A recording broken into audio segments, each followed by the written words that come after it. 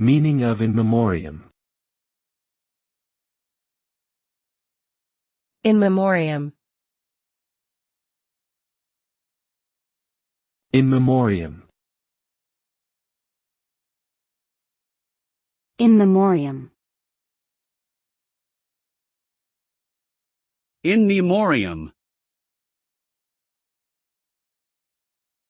The phrase in memoriam is Latin for in memory of. It is often used to dedicate something, such as a book or a monument, to someone who has died as a way of honoring and remembering them. The term gained popularity in the 19th century after the publication of Tennyson's poem In Memoriam AHH, which was written in memory of his close friend Arthur Henry Hallam, who had died young. In memoriam serves as a solemn reminder of those who have passed away and a way to keep their memory alive through various dedications and memorials.